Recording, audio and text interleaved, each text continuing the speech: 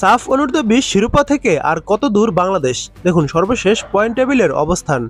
সাফ অনূর্ধ্ব-20 নারী চ্যাম্পিয়নশিপের দ্বিতীয় ম্যাচে নেপালের বিপক্ষে গতকাল রাতে ৩-২ গোলে জিতেই মাঠ ছেড়েছে বাংলাদেশের মেয়েরা।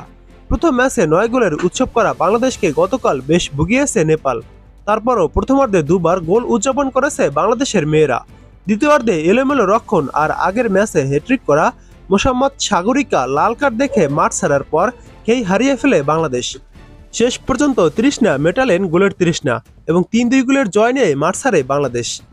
বড় জয় দিয়ে টুর্নামেন্ট শুরু করেছিল বাংলাদেশ। গত শুক্রবার শ্রীলঙ্কার বিপক্ষে প্রথম ম্যাচে জিতেছিল ৯-১ গোলের ব্যবধানে। একই দিন ভুটানকে ৬-১ গোলে উড়িয়ে দিয়ে ৩ পয়েন্ট তুলে নেয় নেপালও। এখন দেখুন সর্বশেষ পয়েন্ট টেবিলের অবস্থান। পয়েন্ট তালিকায় ১ নম্বরে রয়েছে বাংলাদেশ। বাংলাদেশ ২টি ম্যাচ খেলে ২টি ম্যাচই জয় পেয়েছে। বাংলাদেশের পয়েন্ট ৬। বাংলাদেশের প্লাস গোল রয়েছে ৯টি এবং ২ নম্বরে রয়েছে নেপাল। নেপাল ২টি ম্যাচ খেলে ১টি ম্যাচে জয় পেয়েছে, ১টি ম্যাচ হেরেছে। নেপালের পয়েন্ট ৩। নেপালের গোল সংখ্যা প্লাস ৩। ৩ নম্বরে রয়েছে ভুটান।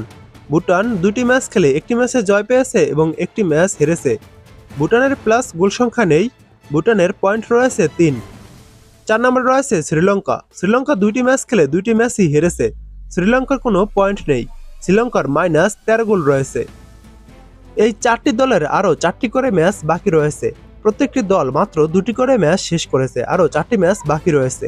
৫টি দেশ এই টুর্নামেন্টে অংশ নেওয়ার কথা থাকলেও শেষ পর্যন্ত ভারত নাম প্রত্যাহার করে নেয়। সেজন্য বাংলাদেশ, নেপাল, শ্রীলঙ্কা ও ভুটান এই ৪ দেশ নিয়ে শুরু হয়েছে সাফের এই আসর। টুর্নামেন্টের ফরম্যাটে এসেছে পরিবর্তন।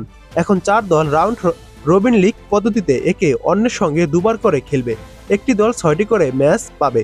সবচেয়ে বেশি পয়েন্ট পাওয়া দল হবে চ্যাম্পিয়ন। পয়েন্ট সমান হলে প্রথম দেখা হবে মুখোমুখি লড়াইয়ের ফল, তারপর গোল ব্যবধান। বয়সভিত্তিক সাফে বাংলাদেশের সাফল্য অনেক।